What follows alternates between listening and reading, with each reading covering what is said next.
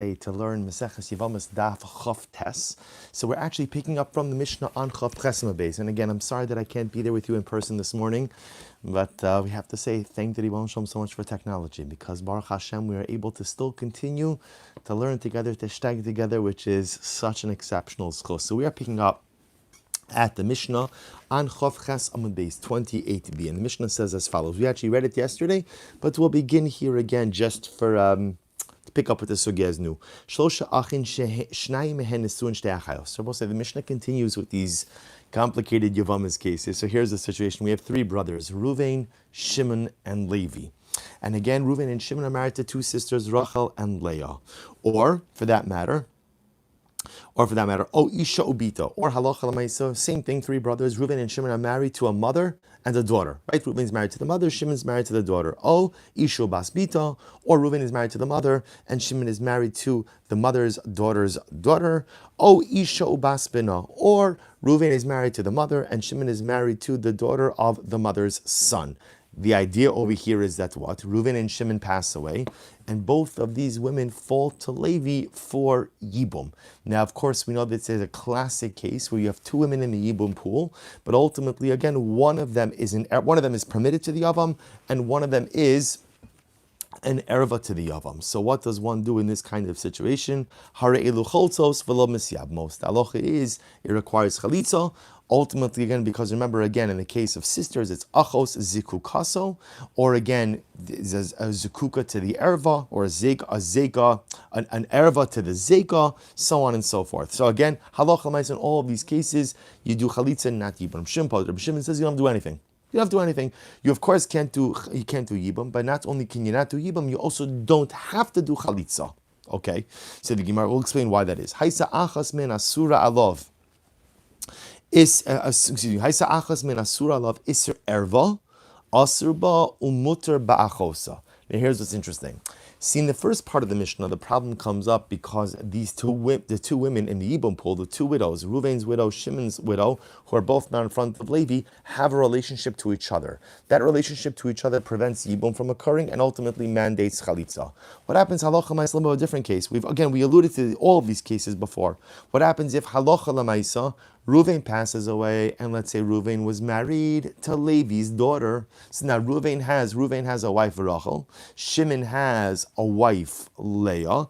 But it happens to be that Reuven's wife, Rachel, happens to be Levi's daughter. So now again, these two women are in the Yibum pool in front of Levi, but one of them is an erva to Levi, and one of them is not an erva to Levi. What happens in that case? Ultimately, again, aser ba umuter ba'achos. So we've seen this case before, that essentially whenever there is an erva situation, to this daughter is not a good example, but let's say for example, Rachel was Levi's mother-in-law, and ultimately Leah, Shimon's widow, was Levi's mother-in-law's sister. So now halacha l'maisa, again, one of the women in the Yibum pool is an erva, and one of them is not. Ultimately, again, whenever there's an erva, the erva essentially is plucked out of the Yibum pool. Now, once the erva is removed, that clears the way for Levi to do Yibum or Chalitza with the remaining wife. So we've seen this case before. So remember, again, this is the fascinating idea. When you have a situation where there's a problematic relationship between the two women, when I say problematic relationship, let's say the case of two sisters, where if we hold yesh zeka, like we established in yesterday's daf, then halacha l'maisa, the problem with going ahead and doing yibum with either of the other women is achos zikukaso.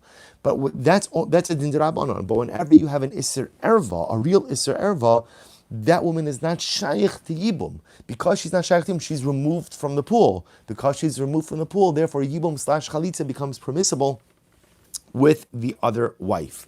So the Gemara is the last case, Isser Mitzvah, Isser Kiddusha, Choltzos v'lo Yevamos. If one of the women in question is an Isser Mitzvah, remember again, is an Isser D'Rabbanan, what we call Shnia La'arayos, woman who's a Shnia, prohibited Midrabanan, or again, Isser Kiddusha, Kohen Grusha, Chalutza, or a Mamzeres.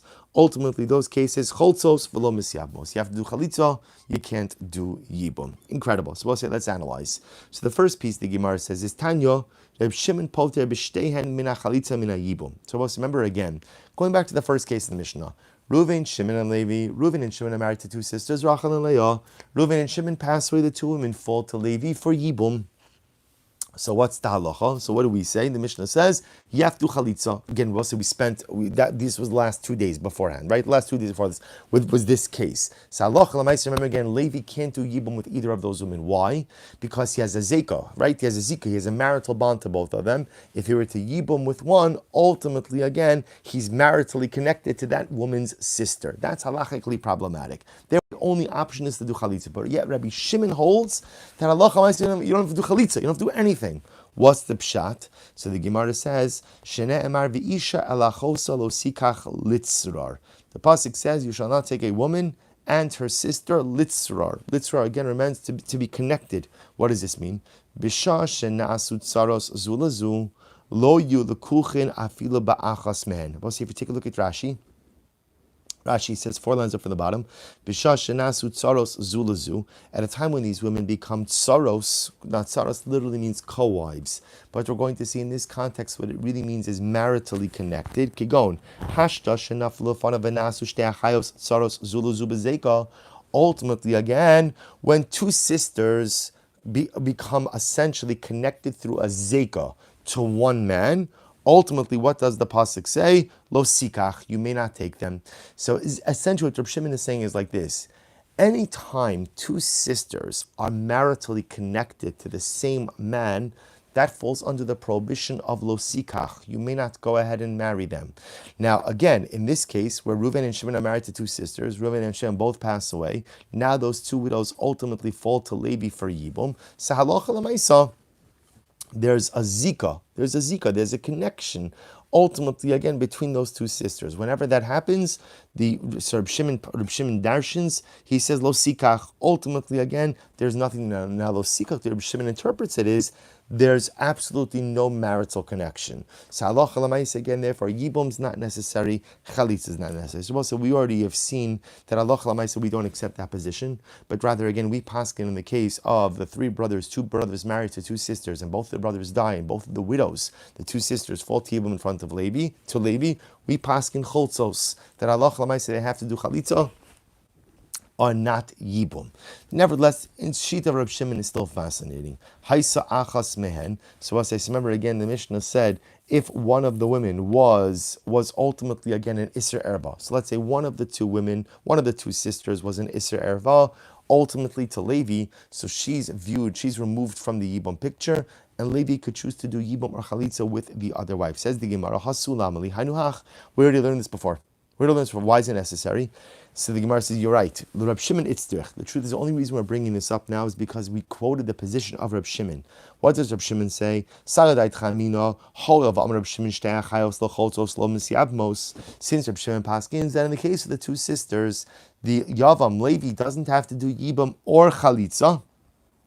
They're effectively kind of treated like an erva situation. Ligzar mishum beis achayos da'alma.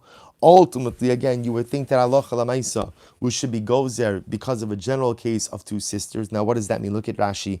3 lines up from the bottom in Rashi. Afagav dohan nami meresha shamin and hasam hulu rabbanon lo gazrinon dinami aslim shachayos da'alma leka eller iser achos zekuka d'rabbanon aval Shimon damer iser achos zekuka erva gimurehi d'rachmana patra v'kaima lebe iser eshesach. So we'll say, now listen to this.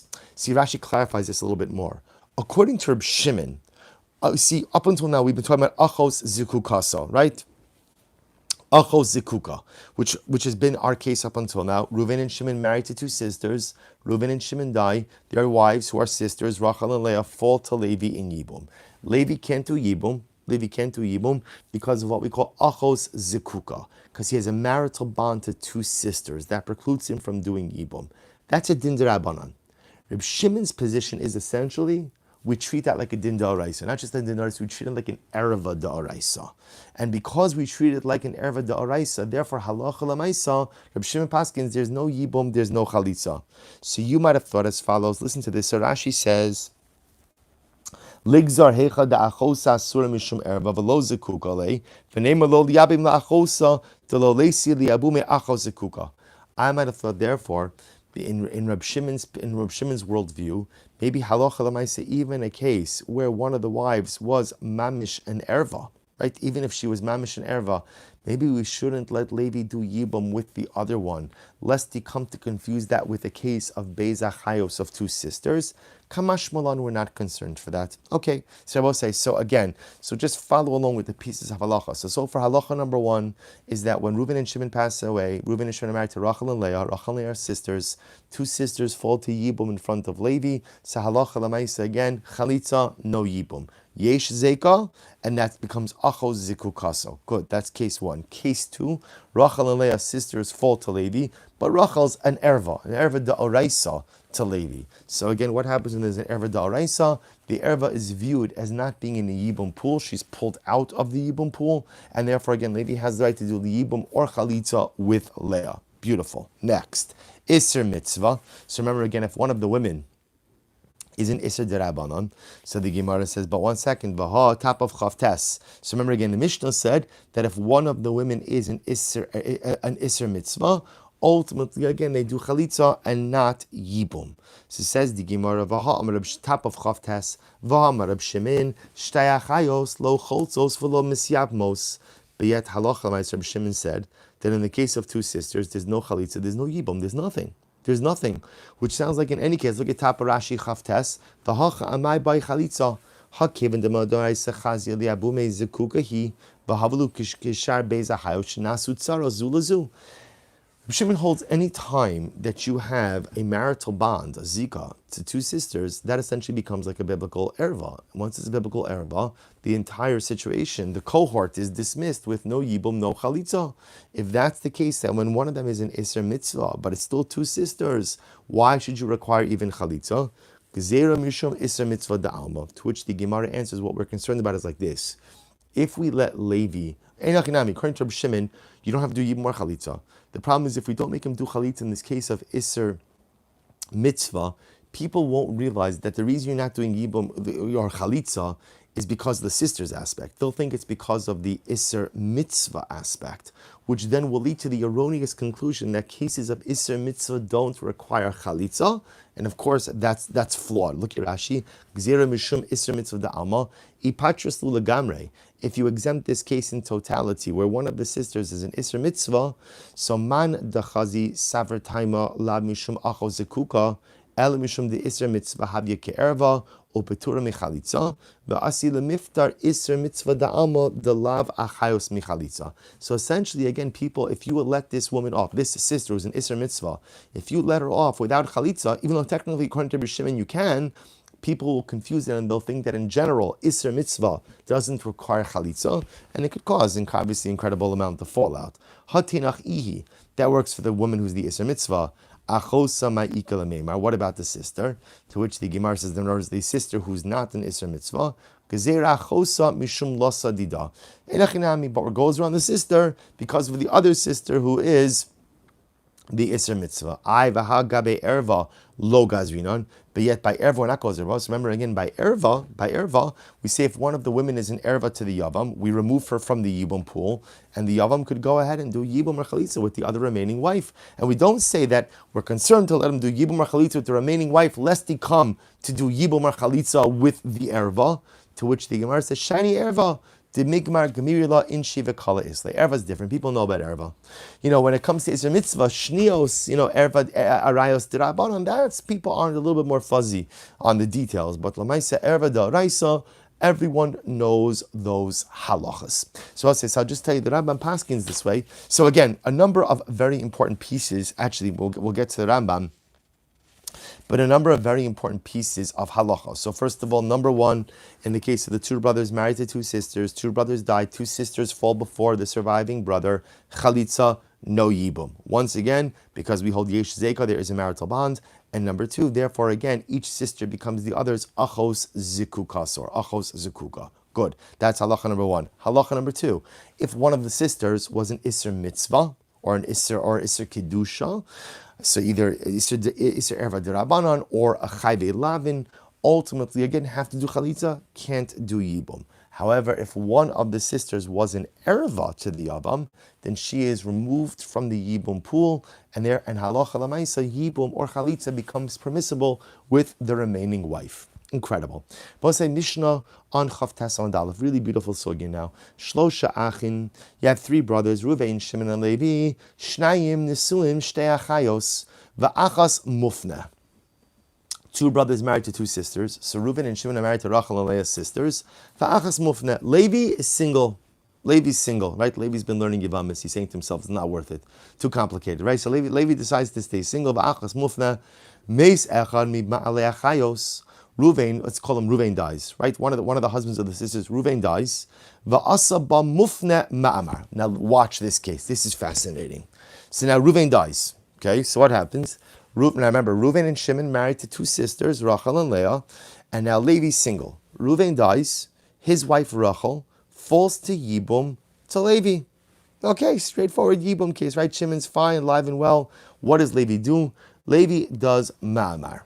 Right, remember again, I both say ma'amar is essentially kiddushin. So right, he gives her a ring. He says hareat mikudeshes li bet habas zu. He does ma'amar. Now both say, what does ma'amar do? This is what we're going to discuss. Does ma'amar go ahead and affect kiddushin? No. But clearly, again, what he's done is he's made a declaration that his intention is to do yibum with Rachel. Now what happens? Watch this. Then Shimon dies. So now watch this. So both say, what's just happened now? When Shimon dies, Leah, who's Rachel's sister, falls into the Yibum pool. But remember again, what did Reuven do? Levi already did Ma'amar with Rachel. So meaning Rachel was in the Yibum, was eligible for Yibum first. Leah was fine, her husband was alive. Levi does Ma'amar with Rachel. After that, before Yibum occurs, then Shimon dies. His wife Leah falls into the Yibum pool. So now the sheileimah is, what is the impact now of having Leah in the Yibum pool? See, here we go. Beis Shammai omrim ishto imo v'halazu teitzi mishum achos isha. Beis Shammai says essentially, once Reuven has performed an act of ma'amar with Rachel, it's ki'ilu. It's as if they're married. And therefore, again, ultimately, when Shimon passes away and Leah comes to the Yibum pool, there's no Yibum to talk about. Why? Because Levi is already married to Rachel, who is Leah's sister. So therefore, Yibum simply becomes impossible. So Beis Shammai seems to be saying that Ma'amar essentially affects marriage. And therefore, it's viewed as if Levi is married to Rachel. And therefore, when Shimon dies and Leah becomes eligible for Yibum, there's no Yibum because he's already married to Leah's sister Rachel. So that's the position. Rashi says over here, Ishto imo, it's the third in the wide line of Rashi's. Ma'amar kiknusa damyo. When you do ma'amar with a woman, it's as if you've married her. Okay, that's Beis Shammai. Beis Hillel omrim motzies ishto begeta bechalitza. Wow. Beis Hillel says no. Ma'amar does not affect marriage. And therefore, again, ma'amar is it's a nice thing to say. Harat mikudeshes, he gave her a nice ring. It's very beautiful, but it doesn't affect marriage. And therefore, when Shimon passes away and Leah comes into the pool, we now have a problem of a zika to two sisters. And what do you do when you have a zika to two sisters? Chalitza. So you have now, here's what's interesting. Motzis ishto beget. However, we will discuss that when a man does ma'amar with his yevama, in order to undo ma'amar, you need a get. So number one, Levi has to give Rachel a get, and after that, ubechalitza. Right? So he has to give Rachel a get to undo the ma'amar, and then he has to do chalitza, because get is not in the place of chalitza. Then he has to do chalitza with Rachel, and then he has to do chalitza with Leah. Zoisha amru ayla al ishto va'ayla eshet sachiv. This is the case which Chazal said, right, woe to him on his wife. They're calling the woman Rachel, with whom he did ma'amar, his wife. Woe to him on his wife, and woe to him on the wife of his brother. So we'll say, really a fundamental machlokas about the effectiveness of ma'amar. Beis Shammai says that when Levi does ma'amar with Rachel, it's ki'ilu they're married. It's as if they're married. And therefore, when Shimon subsequently dies and Leah, Rachel's sister, comes into the Yibum pool, we say, sorry Leah, nothing doing, because the Yavam is already married to your sister, you're free to go. You're free to go. There's no yibum, there's no chalitza, there's nothing. Beis Hillel says, no, ma'amar is not marriage. Ma'amar is a declaration of intent, but does not go ahead and affect any level of marriage. Therefore, even though Levi did ma'amar with Rachel, once Shimon passes away and Leah comes into the yibum pool, Levi now is faced with a situation of two sisters waiting for yibum / chalitza. That's achos zikukaso. and the only way to deal with that ultimately is through chalitza. Incredible. Says the Gemara, so we'll say when the Mishnah says this is the case that they said, woe to this guy for his wife and for his brother's wife, what does that come to exclude? So the Gemara says, it comes to exclude the other case of Rabbi Yehoshua, that we do not pass like Rabbi Yehoshua. Suppose we're not going to get into this case, but I'll just give you the interesting maramokum. This has to do with the following case. This has to do with a situation where, let's say, a man is married to a ketana. So let's say a man is married to a woman. Levi's married to a girl who was married off by her brother or by her mother. A minor girl married off by her brother or by her mother. Now we'll say, now what happens? The truth is, we'll call it just a minor girl. And then imagine for a moment her sister, her older sister, was married to Reuven. So we'll call this was Levi who was married to the minor girl, and minor's sister, adult sister, was married to Reuven.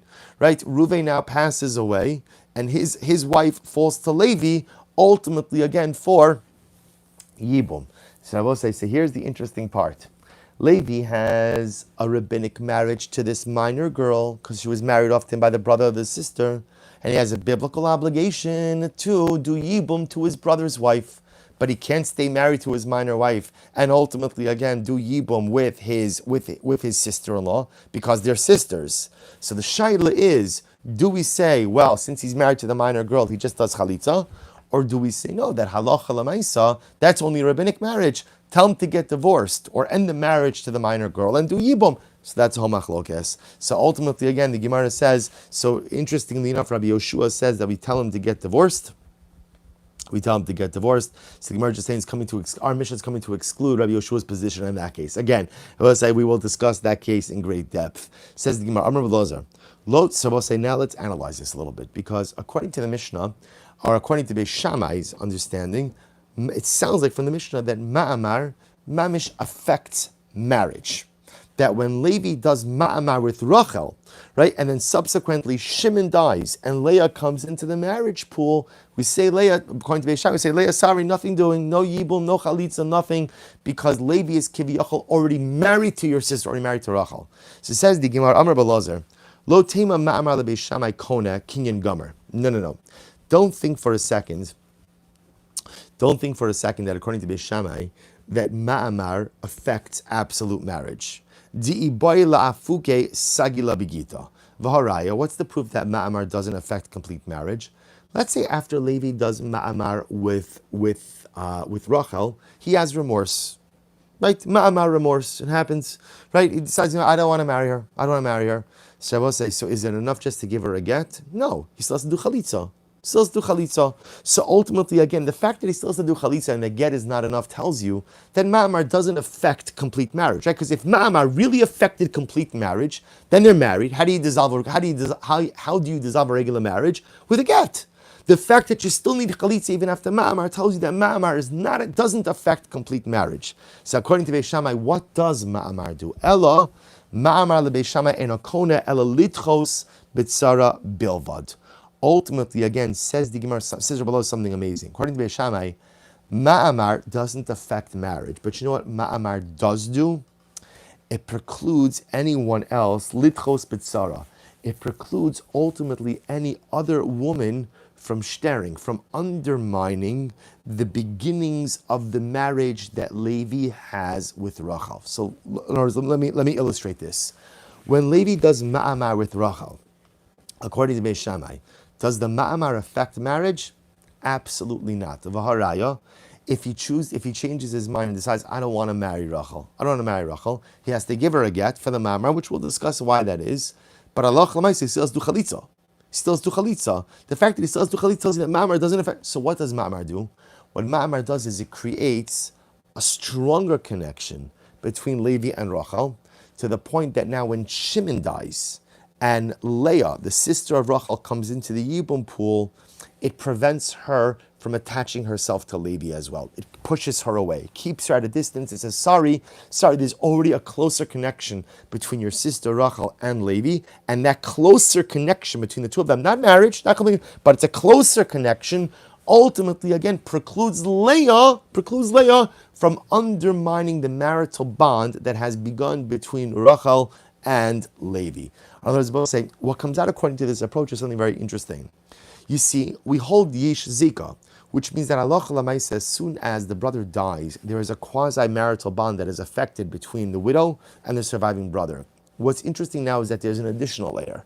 The additional layer is called ma'amar. And what happens in ma'amar? There's even a stronger bond that's connected. How does that stronger bond manifest itself? That stronger bond essentially prevents any other woman from coming into the Yibum pool if she would undermine that bond. So for example, if we were to allow Leah into the Yibum pool after Shimon passes away, she would undermine the relationship between Levi and Rachel, because now Levi is going to have a relationship with two sisters.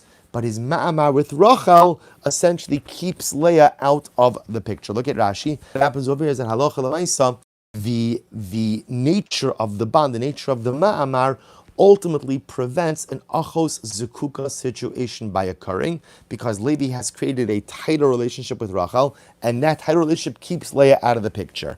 Incredible. Amar B'Yavin, Afanan Namitanina, Beis Shammai Omrim Yikaimu.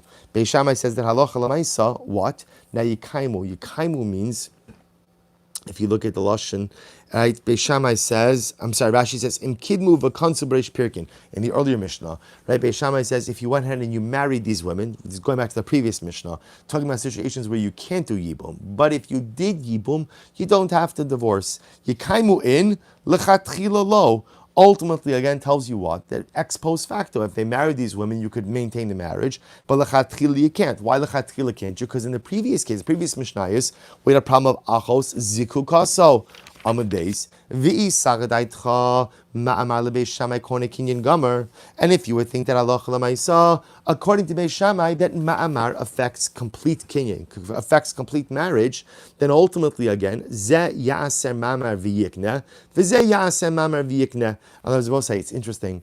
If you think about it, in all of the previous cases, if ma'amar really affected complete marriage, right, then ultimately, again, all you really need to do is have each brother do ma'amar with a particular woman, and by definition, what that does is he's married to her. Once he's married to her, it removes the other woman from the picture. So the Gemara says, elamai docha, elamai, docha dechiya gemura. Well, if that's the case, ze yaseh ma'amar v'yitcha, v'ze ma'amar yaseh ma'amar v'yitcha. So the Gemara says, elamai islachol meimar. So therefore, again, how do you understand? Because they're both saying, even if this is true, that ma'amar doesn't affect complete marriage, but ma'amar is able to say that once you do ma'amar with one woman, it fundamentally pushes the other one out of the picture, then why don't we use this as a remedy for some of the previous cases? In any case where one of the women causes a problem for the Yibum pool, just do ma'amar with one, and that automatically pushes the other out of the picture. Ella, there's a very important qualification. Elamai islachol meimar, ma'amar dehetera dachi, di isur lo dachi. When does ma'amar create a stronger bond between the yavam and the widow? When the ma'amar is done beheter, when it's done in a permitted way. But halacha l'maisa, in a case where ma'amar would be asur, then ma'amar does not have its same exclusionary power. So I'll illustrate this. And let's say in this case over here in the Mishnah, according to Beis Shammai, this is not Beis Silber. Beis Silber rejects this idea. But remember again, according to Beis Shammai, halacha l'maisa, if you have the following situation, right? Ruvain died, left behind Rachel. Levi did ma'amar with Rachel. That's permitted, right? There's no one else in the Yibum pool. Because that's a permitted ma'amar, therefore that ma'amar is powerful enough that when Shimon dies, it prevents Leah from even coming into the pool. Contrast this with the case where both brothers died at the same time, and Rachel and Leah both come into the Yibum pool in front of Levi at the same time. We saw this case before. So the Gemara was suggesting, why don't you just tell Levi, do ma'amar with Rachel? And if you do ma'amar with Rachel, it pushes Leah out of the pool. To which the Gemara says, no. Ma'amar only has the ability to create a stronger bond between the Yavam and the Yevama when it's done in a permitted fashion. But if it was done illegally, like in the case where two sisters are already waiting in the Yibum pool, then halacha l'maisa, ma'amar does not have that same exclusionary power. Hachanami ma'amar afilu man da'amar, hachanami ma'amar afilu man da'amar, ma'amar kone kinyan gomer, ma'amar de terakani di isur lokani. So if I will say halacha l'maisa, well, it's not halacha l'maisa, but this is the opinion of Rabbi Silber. Remember again, we're going to try to see, everyone's trying to understand, how does ma'amar work according to Beis Shammai? How does ma'amar work according to Beis Shammai? So what you have over here so far is Rabbi Silber. right? And Rabbi Elazar essentially says that when Levi does ma'amar with Rachel, that creates a strong enough bond, not marriage. Varaya, if he does want to marry her, he has to give her a get and also do chalitza. But it creates a strong enough bond that when Leah subsequently, right, becomes eligible for Yibum, it keeps her out of the pool. But that only works when the ma'amar is done in a permitted way. But if one did ma'amar illegally, then the ma'amar bond is not strong enough to keep the other wife or to kick the other wife out of the pool, so to speak. Rav Ashi had a different version. And Rav Ashi said, Amar Rabbi Elazar, Lo tema ma'amar lebei Shammai dachi dechiya gimura v'tzarasa chalitza nami lo baya. No. According to Beis Shammai, you can't say that ma'amar is so strong that it's going to even preclude the other wife from needing chalitza. In other words, when in this case, Levi did ma'amar with Rachel. So the ma'amar is not going to be so strong to say that Leah doesn't need chalitza. Ela docha u'meshayirhu. Rather, interestingly enough, Rashi says, docha osami lesar eshes bala ma'amar alav. Rather, so what does ma'amar accomplish? Ma'amar keeps Leah out enough so that it doesn't create an achos zikukaso. So we don't have two sisters in the Yibum pool. But Meshayar means there's still some level of connection between Levi and Leah. And how does that connection manifest itself? That Levi still has to do chalitza with Leah. So we'll say, in Rav Ashi's version, essentially what Ma'amar accomplishes is, we'll say, in the first version of Rabbi Elazar's version, his idea is that Ma'amar creates such a strong connection with Rachel that ultimately, again, Leah has no relationship with Levi. When she becomes eligible, she has no relationship with Levi. According to Rav Ashi, Leah has a diminished relationship with Levi. How does that so? It's diminished in that she won't come into the Yibum pool to aser Levi from doing Yibum with Rachel. But at the same time, there's still some element of relationship in that Levi is going to have to do chalitza with Leah. So again, it's a diminished relationship. Ma'amar allows for a strong relationship with Rachel and a diminished relationship ultimately with Leah. Rabbi Avin said, we also learn this. Beis Shammai omrim yikaimu. Beis Shammai says, again, also referring to the earlier Mishnayos in the parak, if the brother went ahead and illegally married one of these women, he could remain married to her. Yikaimu in lechatchila lo. So it tells you that ex post facto, if he married one of these women, again referring to the Mishnah in the beginning of the parak, if he married one of these women he's not supposed to marry, he could remain married, but lechatchila he shouldn't marry her. And if you hold it according to Beis Shammai, ultimately that ma'amar, when you do ma'amar, when Levi does ma'amar with a wife, that fundamentally there's no relationship with the other woman. So again, if it's true that just doing ma'amar fundamentally excludes the other woman from any yibum relationship, then ultimately that should be the answer to everything. Just do ma'amar with one woman, and by definition that'll exclude the other.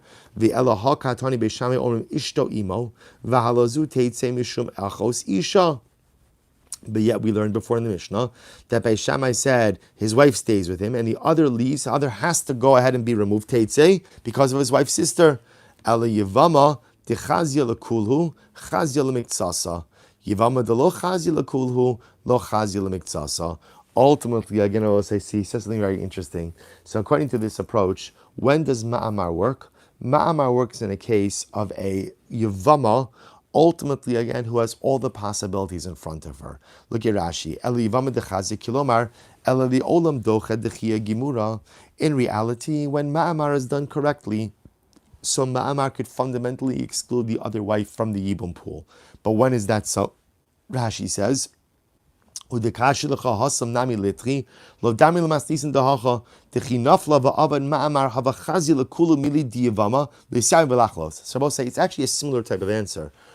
do we say that ma'amar has the ability to fundamentally exclude another wife?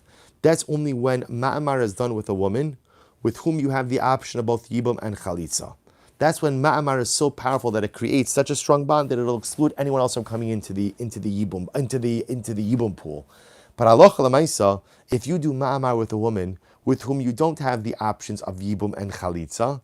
So ultimately, again, it will create some level of bond, but not a bond that is strong enough to exclude anyone else from coming into the Yibum pool. So therefore, I will say, what comes out of here is as follows, that according to different approaches, but according to all of these approaches, everyone is agreeing that according to Beis Shammai, Ma'amar does not go ahead and affect complete marriage. That's for sure. That's for sure.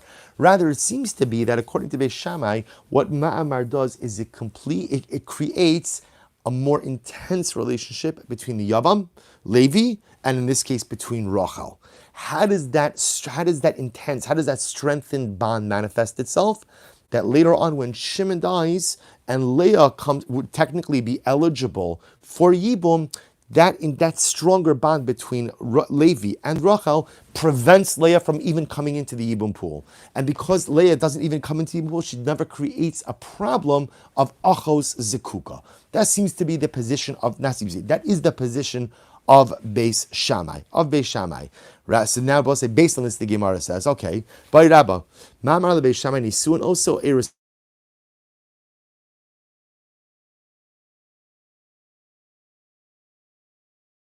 What happens in the following situation?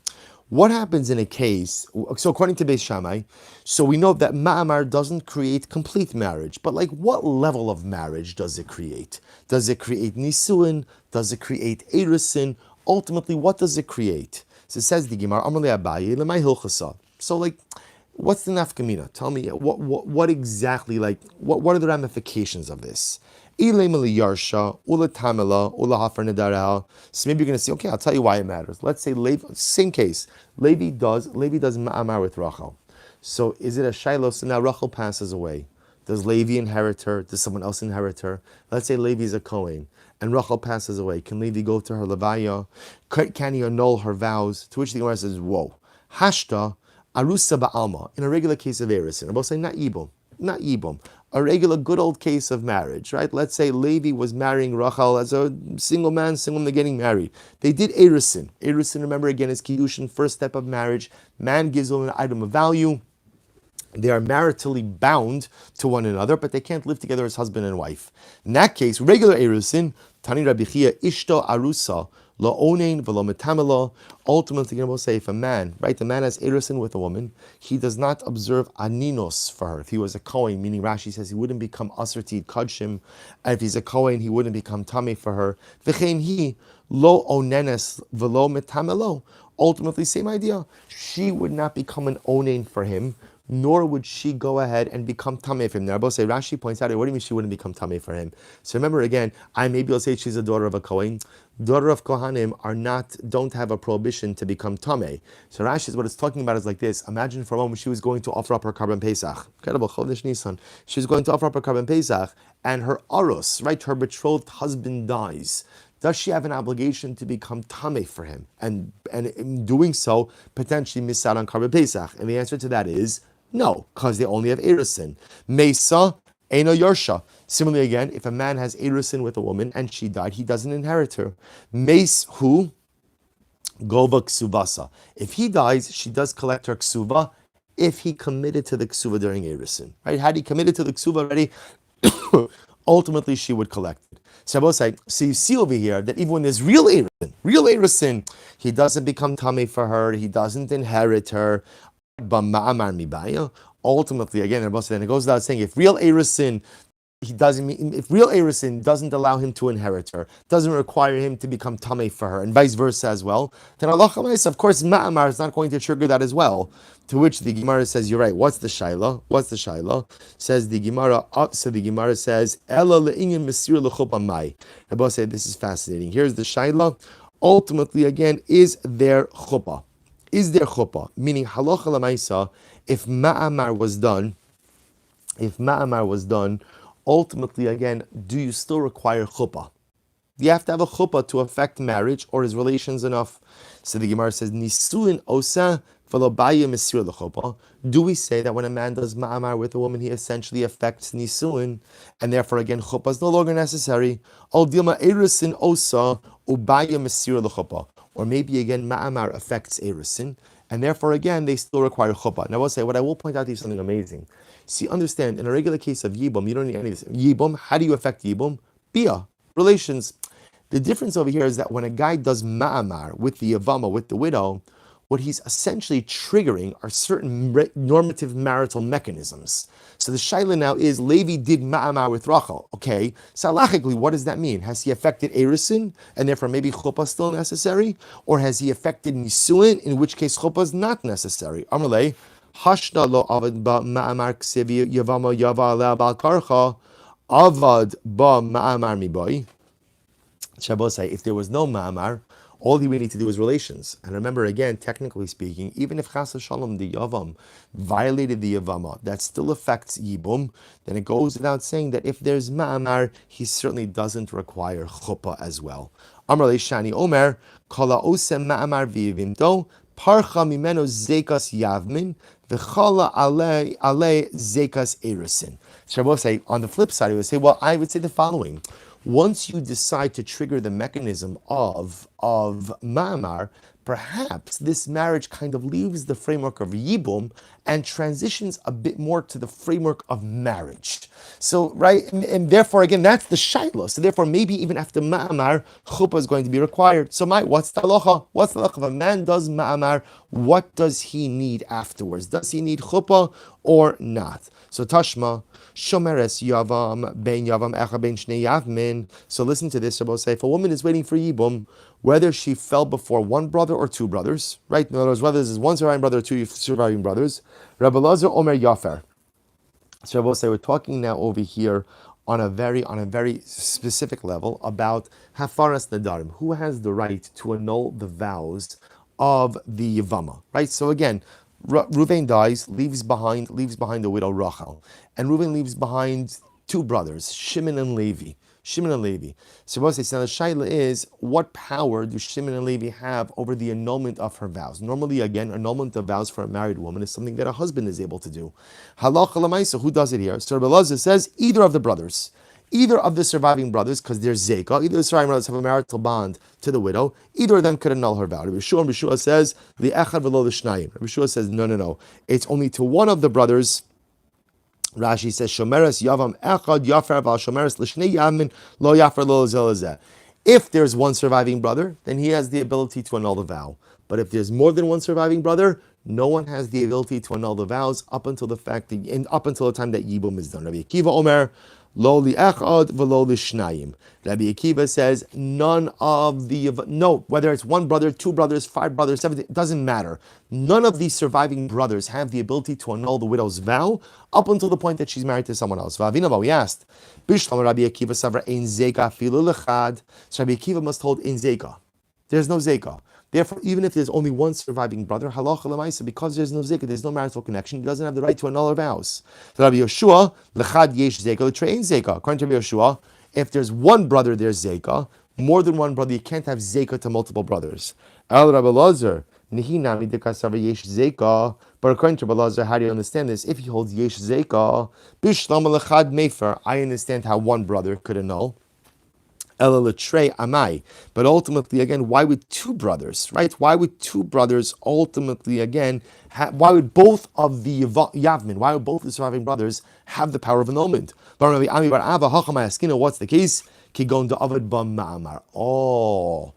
the case? Oh, what's the case? Where halacha l'maisa, ultimately, again, one of the brothers performed ma'amar.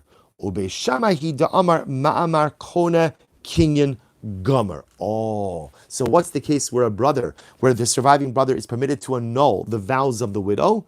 Where the surviving brother, the Yavam, did ma'amar. Once he does ma'amar, because ma'amar is kone kinyan gomer.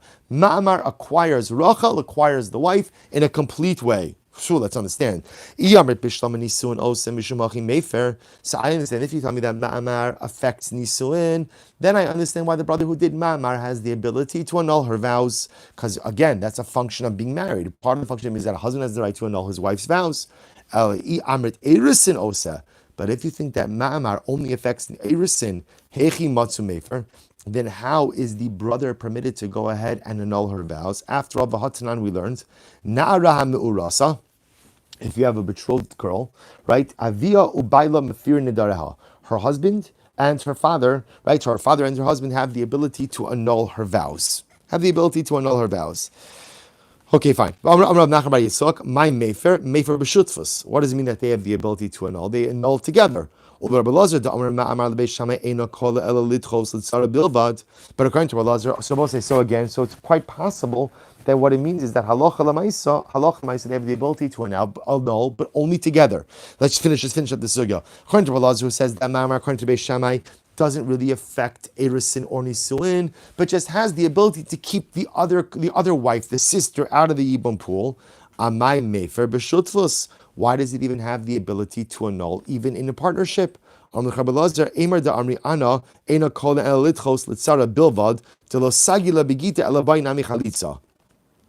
said that mamar doesn't have the ability to fully affect marriage, and all it does is push aside the other woman. What I meant is that the other wife, we'll call her Leah, it's not going to be enough to dismiss her from the marriage with a get, but rather she's going to require chalitza. But I didn't weigh in regarding, again, the ability to annul vows. Hiba is saying the other possibility is Amar lecha Rabbi Elazar, Rav Nachman, Bar Yitzchak, mi necha, mi katani yefro, yafer katani. Does it say they shall annul the vows? It says he shall annul the vows. What's the case? So also we're going to discuss this case in great depth. This is actually quite fitting to do yibum with her. Right? Everyone is refusing to do yibum. Now what happens? Remember, we saw this before. We go through all the brothers, then we go back to the oldest brother. We tell the oldest brother, you got to do something. What happens if he refuses and he runs away?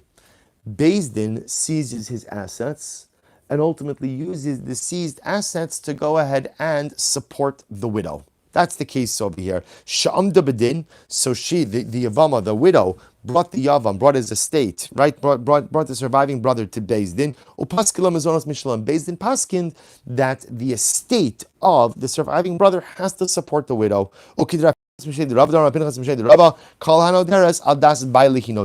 I will say this ultimately again of Rav Pinchas, the name of Rava, because Rav Pinchas said Rav like this. Actually, very interesting. Halacha l'maisa, once the widow is being supported by one of the brothers, he takes on a husband-like identity to her. And once he takes on a husband-like identity to her, therefore, essentially, she kind of submits her nidarim to his approval. Fascinating idea. Again, we'll discuss this in greater depth, but halacha l'maisa, that would be the case where he would have the ability to ultimately annul her vows, even though a yibum relationship has not yet been effected. Good. So I'll say that brings to a close the Mishnah. But let's bring together the sugya. So remember again, what we are left with is a fundamental machlokes be'sham be'sas. Let's go back to the Mishnah once more, just to do the halacha l'mais and finish up the sugya. We have three brothers, Reuven, Shimon, Levi. Reuven and Shimon are married to two sisters, Rachel and Leah. Levi is single. What happened? Reuven dies. Rachel falls to Levi to Yibum. Of course, right, not to Shimon, because remember again, Shimon can't do Yibum with Rachel because Shimon is married to Rachel's sister Leah. So Rachel falls in Yibum to Levi. Okay, Levi, and what happens? Levi does ma'amar with her. Fantastic, absolutely no problems. Before Levi has a chance to do Yibum, however, what happens? Shimon dies, and now ultimately again, Leah falls into the Yibum pool as well. So the sheileimah now is what happens. Beis Shammai says that halacha l'maisa. So Rachel is considered to be the quote-unquote the wife of Levi. Ma'amar made her his wife, and therefore Leah is free to go. There's no yibum, there's no chalitza, because again, we view it halachically, says Beis Shammai, as if Levi's already married to Rachel. Beis Hillel, on the other hand, says no, ma'amar is very nice, but it does not affect marriage at all. And what happens? Now Levi, once again, we go back to yesterday's case, the day before. Levi now has a situation of two sisters in the Yibum pool. What do you do when you have two sisters in the Yibum pool? Chalitza, achos, zekuka. You can't marry either of them, can't deal with either of them, and therefore again you do chalitza.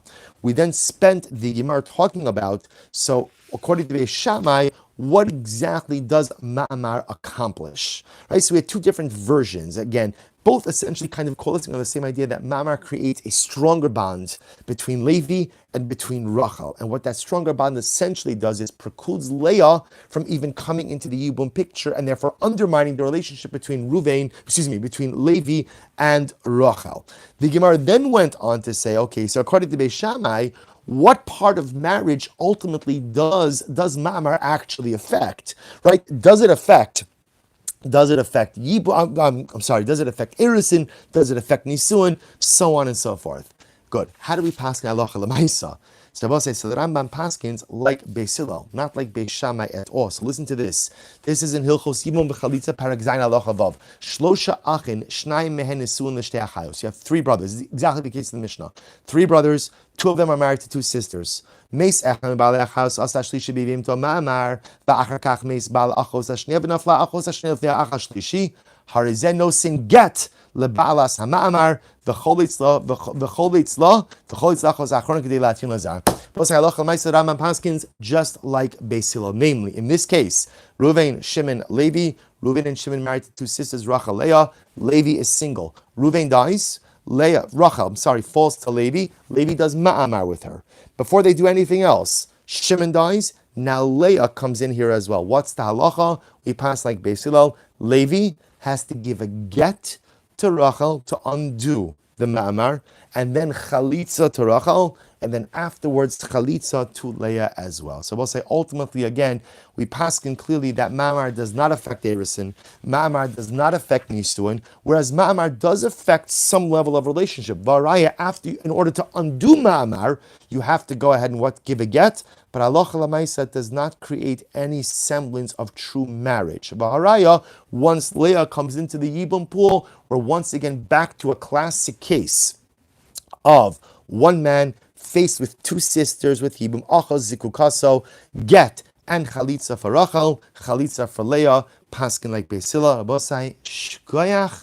That will stop over here for today. And Meretz Hashem, on Wednesday we will pick up at the Mishnah on the top of Lamed. Wishing everyone a wonderful day. Yeshekach and another beautiful daf.